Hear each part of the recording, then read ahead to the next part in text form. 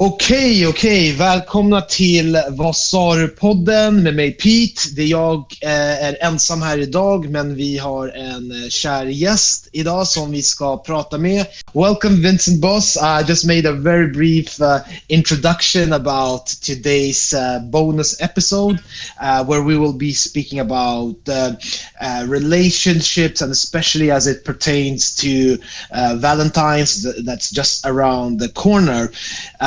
So Vincent, let me just give you a very brief introduction of who you are. Vincent Bos, you are a relationship coach. I'll let you speak more about what you do, but so we're very happy and pleased to have you on the show. Welcome, and maybe you can speak a little bit more about what kind of things you do as a relationship coach. Well, thank you so much, Peter, for letting me be on your podcast. I'll hope that you said some nice things at the beginning, because unfortunately I don't speak Swedish, so I will take your word for it. We treat our guests very kindly on this show. So thank you very much. So I'm in England right now, so your listeners would perhaps tell that by my accent. So I'm English, and like you say, I'm a relationship coach. And what that means really is I am a specialist life coach. So I work with people throughout the relationship journey and cycle. So some people might contact me because they would like help trying to get a date, trying to get a new girlfriend or a new boyfriend. They might need help with dating in general, or maybe online dating, or how to come across as more attractive, etc. Then there are some people who contact me and they are already in a relationship and they would like support in how to maintain that relationship, especially if they're going through some difficulty. Then I have some people who, unfortunately, their relationship has ended and they would like breakup support, getting through those difficult times and moving forward in a positive way. And then there are a few people who contact me and they would like help in trying to increase the chance of getting their ex back. So you could say it's the whole cycle of beginning from learning how to be your best self, being a more attractive person, trying to increase your chance of finding the best partner for you, into the relationship stage of maintaining a relationship and really pushing forward with it. And then unfortunately, if a breakup has occurred, I support people with breakup recovery and or possibly trying to increase the chance of getting their ex back. But in the scheme of things, it is specialist life coaching. And what's interesting is sometimes I speak with people due to one particular problem, and then it evolves into us speaking about other things. And I have a lot of clients where I do what you may call generalized life coaching, based upon living your life to the full, becoming a version 2.0 of yourself. Maybe that's regarding, work life. Maybe it is regarding hobbies and interests, aspirations, goals. And those things might be something we speak of, whereas perhaps originally they contacted me because they wanted to get a new girlfriend or a new boyfriend. So what I do evolves, just as you might have some people who have a personal trainer for their physical body. I'm, in essence, a personal trainer for your mindset, I would say. Very interesting. So Vincent, actually, as you were describing the kind of work you did, I had a movie in playing in my head, or scenes from a movie, Hitch. Have you ever been called a real life Hitch, the movie with Will Smith, where he's trying to help a client to get a woman that he's interested in? Is that the movie where there's the dance scene? Where exactly. Will Smith tells him never do that when he saw him dancing. Well, like I said, my coaching is audio coaching, so it's not in person, it's not video, it's just like we're doing now. However, if somebody had described the dancing that guy did, I probably would have said something similar. But yeah, you know, people do ask me, you know, very unique, specific questions to them, and that could be, okay, it might not be, you know, what dance move am I doing or something, but sometimes somebody might say, hey, you know, I've had a text message from this person and it says this. What do you suggest I say back? And the thing is to remember, there is no guarantees in life. You know, nothing is black and white. You know, but there are different shades of grey, as I like to call it. So you can't definitively say something will work or something will fail. But what I strongly believe, Peter, is that you can increase your chance of success. So there are certain things you could do, such as in how you may respond to a text message. There are certain ways you can do that which are more likely to go well for you and less likely to go bad. And that's what I try to do. I try to increase your chance of success regarding whatever it is you're trying to achieve. You know, there is no definitive answer. You know, with relationships, it isn't 1 + 1 = 2. You know, nothing works 100% of the time. Nothing fails 100% of the time. Whatever advice you listen to, you have to do it for you, because the person giving the advice can't give you definite results. All we can do is increase your chance of success. This is more likely to work. And the reason it's more likely to work is because statistically, most people who have done this have found success. You know, that's what it's based upon. But it doesn't mean you will find success. It means it's going to give you the best chance. So if you're trying to wonder about any question in particular, you need to realize that ultimately what you do, your actions, your decisions lie with you, because it's your life. But myself, in what I do, I try to lay out the possibilities, try to tell you the potential outcomes. I try to give you the options and hold everything up in front of you, and then you make the choice that you are comfortable with.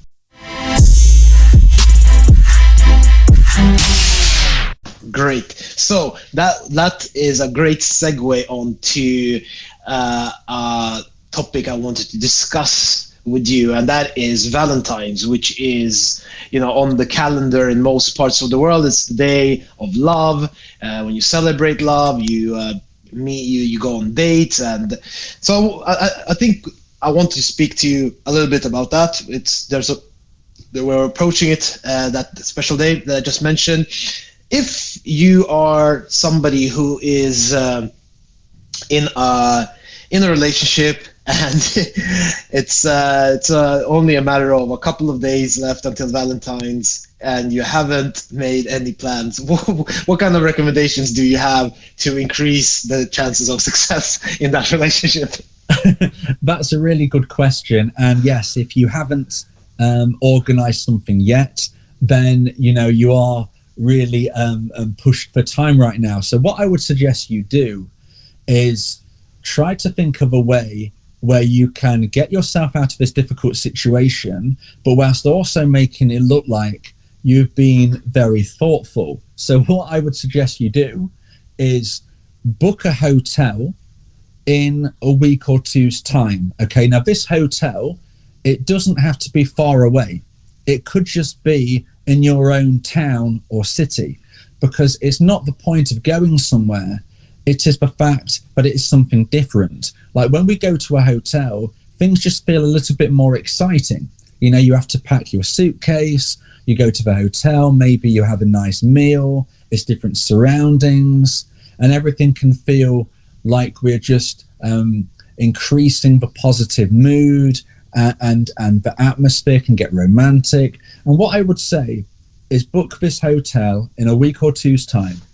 And then when you get to Valentine's Day, say to your partner, look, I want to take you away to a hotel, but Valentine's Day, it's very, very busy for hotels. Lots of people are thinking similar.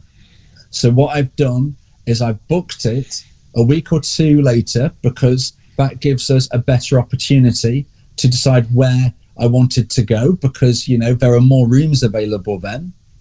And for that reason, that is the Valentine's present, but it's in a week or two. So right now, what I'm going to do is cook you a meal.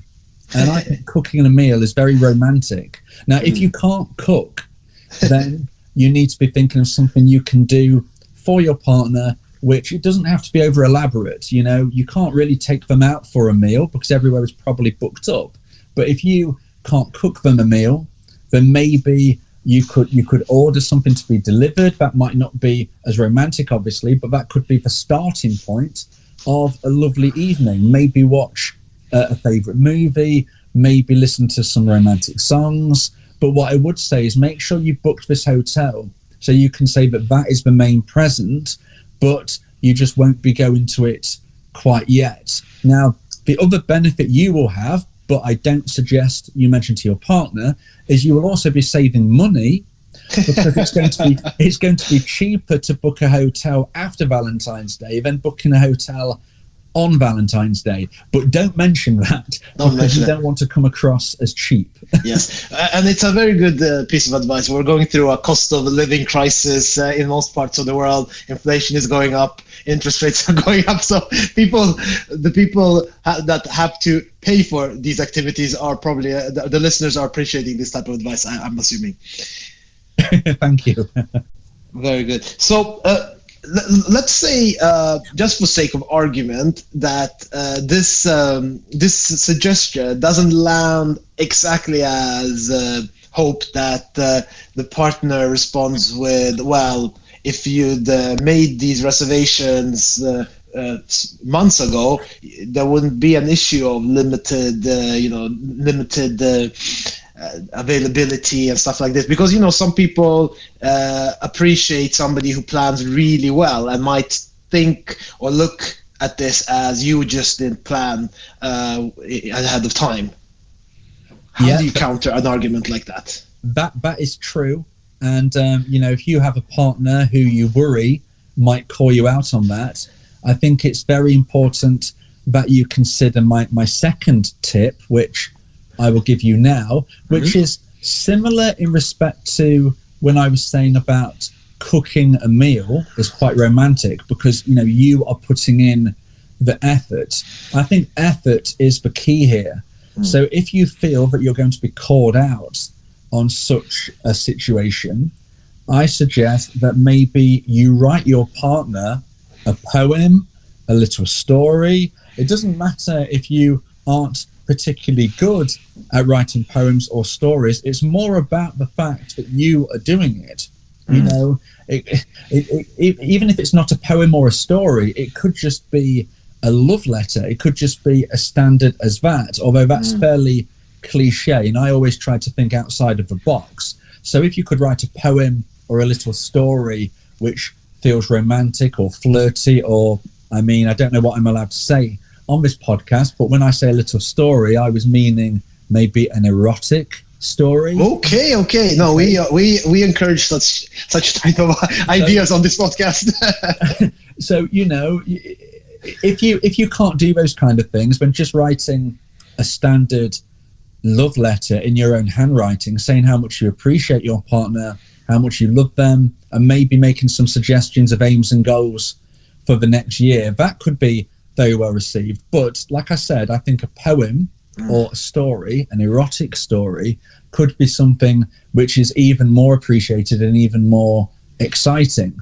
So if you feel that you've got that in you, I would say get a pen and a piece of paper, because let me tell you, it's much better that it's written down than on a phone or a tablet or the computer or a printout. Your own handwriting has a lot more power. It's a lot more personal. So I would say start writing a story and include you and your partner in this story, this erotic story. And maybe it could end with you both going into the bedroom that you will be going into that very night. And then you can take things from there. I was going to ask you what type of content or subject matters an erotic story might have, but I think from a business point of view, the clients or listeners interested will have to contact you for your audio coaching for that. We can't give away free stuff like that. Also, maybe I could add that, or maybe I should ask you maybe to clarify your advice for the erotic story. It needs to be probably contextual to your circumstances. That if it's your first date, you might I don't know, depends on how brave you are, but might be too early to send or write an erotic story to somebody you're meeting for the first time. Yeah, exactly. I think there has to be common sense applied to everything in life, and sometimes it can be hard to understand your position when you are in the situation. Whereas for me, as potentially your coach, your relationship coach, I see this from the outside looking in. But you're absolutely right, Peter. If you've just been on one date, then most people would find an erotic story too much. You might find the odd person who is fine with this, but I wouldn't suggest doing that. An erotic story, I believe, should be something which is saved for people in relationships which have been for some time, you could say. Exactly. So, as you listeners, as you heard, you have to practice some common sense when you listen to all of our content on this podcast. Not only this episode, it's a general advice. Use your common sense and don't attack us if things go wrong after listening to us.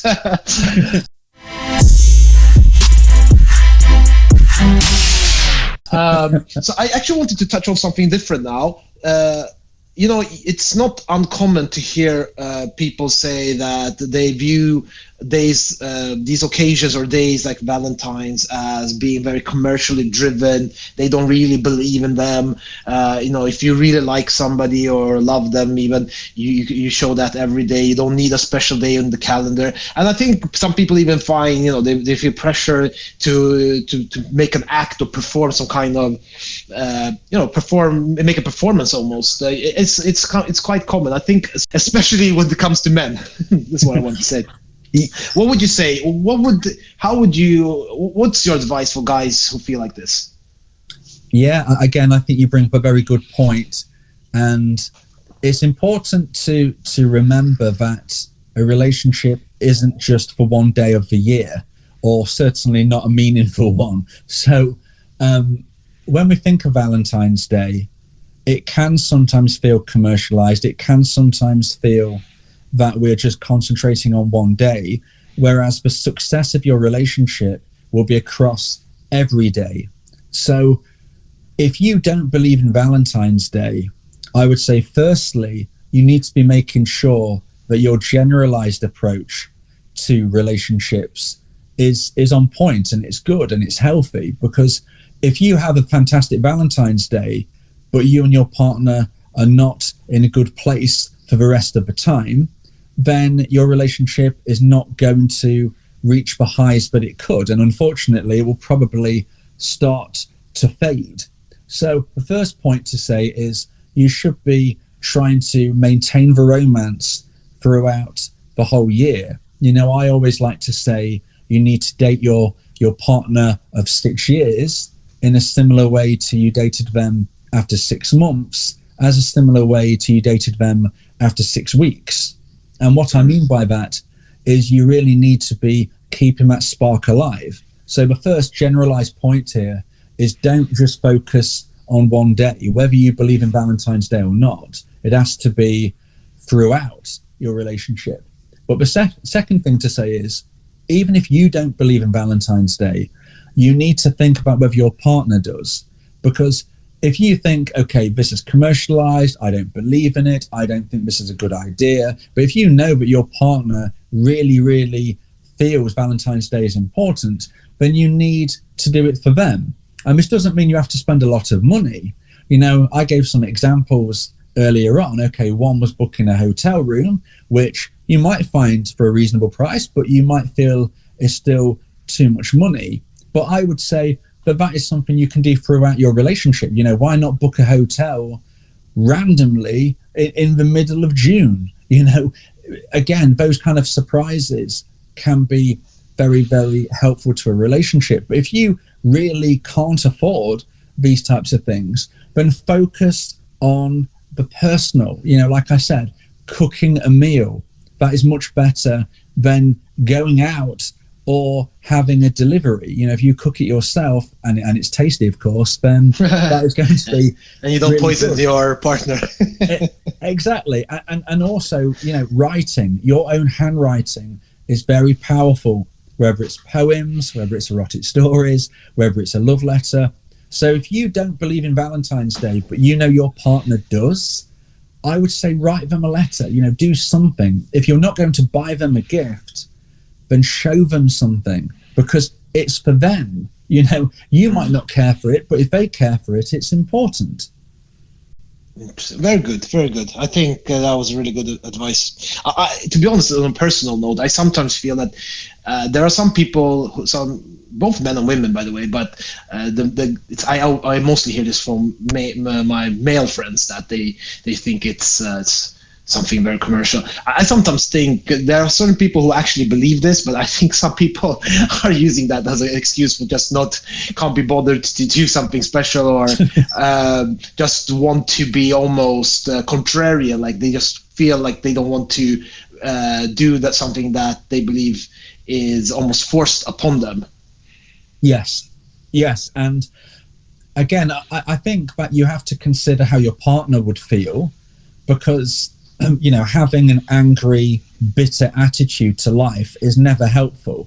So you might feel that something's been forced on you, but if you behave negatively because of that, your negative energy is not going to help your relationship. So I would try to say, just think about the bigger picture. Like, okay, it might frustrate you that there are companies trying to sell cards and things that you might not feel are necessary, but that doesn't stop you writing on a piece of paper, your feelings, like I was saying. So, just think about it. Try to keep the mood positive. I always believe that we should try to be happy, carefree, and fun as much as possible. That is attractive behavior, rather than being negative, angry, or bitter. That's true. Luckily, none of our listeners are in that latter cap. Our listeners are mostly very happy, cheerful people. That's why they listen to us. Or at least we try to. Yeah, or at least we try to make them feel that way.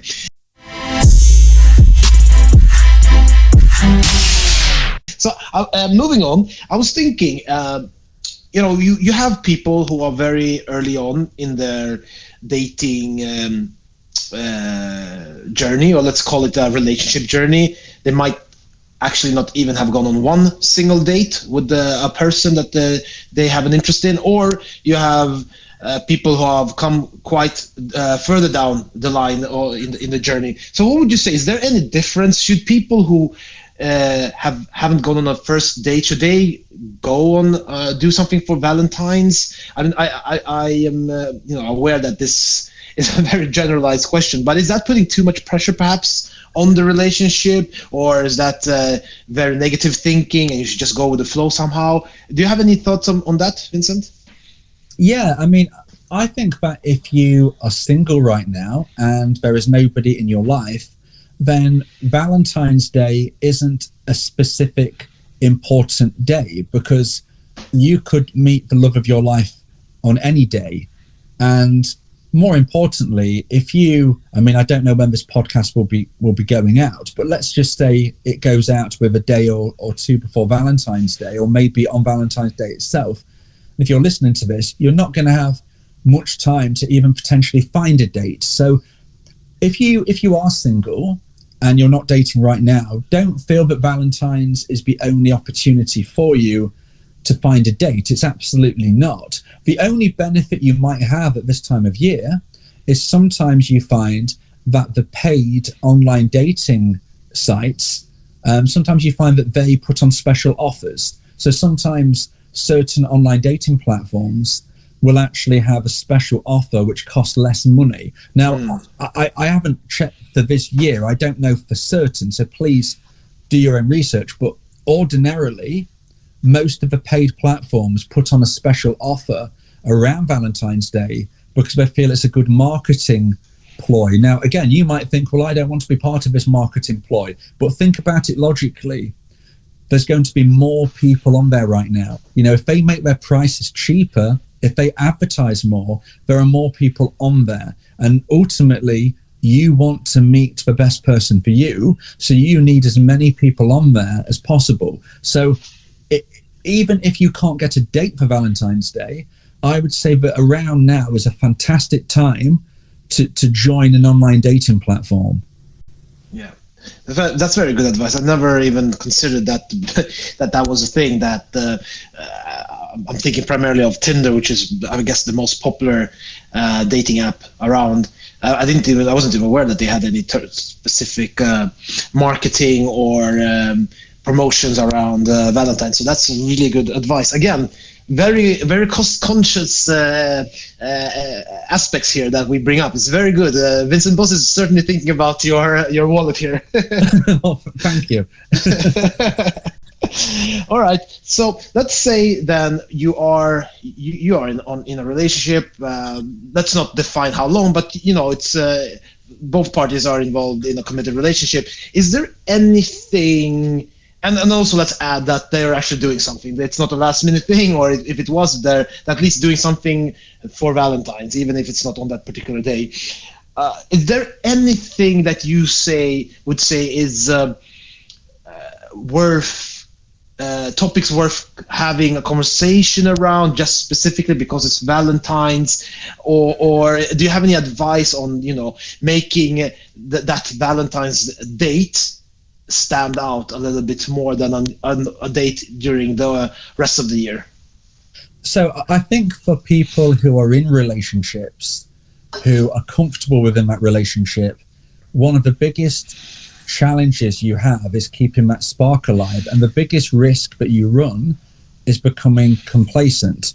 So I always think a good topic of conversation is to ask your partner, is there anything I could do to make myself more attractive for you?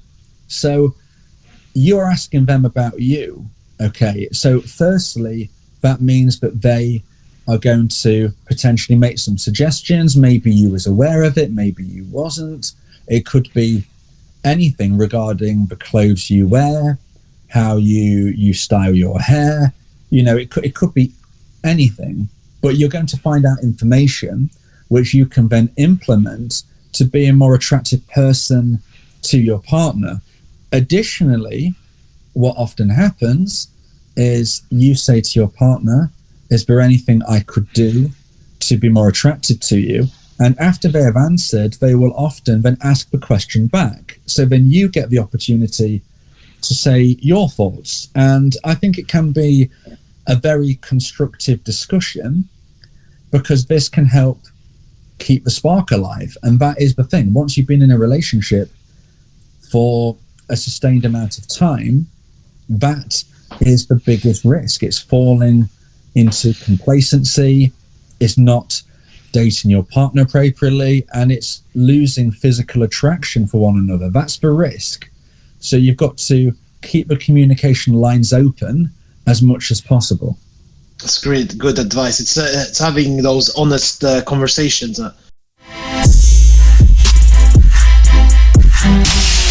So, Vincent, I think we've covered a lot of ground here. Is there anything you think that, if it pertains to Valentine's or otherwise, that you think listeners might benefit from knowing or thinking about? I'll leave the floor open, as it were. Oh, thank you, Peter. Well, I would just say, although Valentine's Day is a date on the calendar we've all heard of, and like I said, some people find it very important, and you should respect that. But at the end of the day, it is just one day. Valentine's Day will come and Valentine's Day will go. Whether you are in a healthy relationship, whether you are in a crumbling relationship, whether you are single and happy, whether you are single and upset, Valentine's Day will come and Valentine's Day will go. So it's just one day. And whatever you achieve in the rest of the year won't necessarily be based on this one moment. So try not to get too hung up on it, because the rest of the days are just as valuable. So if you are single and looking for a new partner, you don't have to find them on Valentine's Day. You could find them in March or April or May. If you are single, out of a breakup, and you want to try to get your ex back, you don't need to get them back on Valentine's Day. It could be any day of the year. If you are in a relationship which you think is going very well, always maintain that relationship. Don't just think, well, I'll work on it on Valentine's and then that's fine for the rest of the year. No, it's healthy right now, but unfortunately it could start to fade further on. So I think my closing point regarding Valentine's Day is it is just one day, and relationships, dating, self-improvement, they need to be something that you do day in, day out. And that is why what I do, I believe, is so helpful to people, because I can lift them, like I said, from point A to point B. And happiness is all that really counts. If you're not happy, then what does anything else matter? If you are happy, then who cares about the other elements? So happiness is the key. And I aim to take you from the position you're in now to becoming a version 2.0 of yourself. So please, if you've enjoyed this podcast, and I've really enjoyed being the guest today, please check out my website, www.dateme.tips. And if you want to help me out on Instagram, it's dateme.tips as well. On YouTube, I am Vincent Bos. So thank you so much, Peter, for having me. It's been an absolute pleasure. All right, Vincent. With that, we'll end here, and I wish you a great rest of the weekend. Thank you, Peter. Have a great weekend, and I hope you have a good Valentine's Day. Thank you. Likewise. Bye. Thank you. Bye.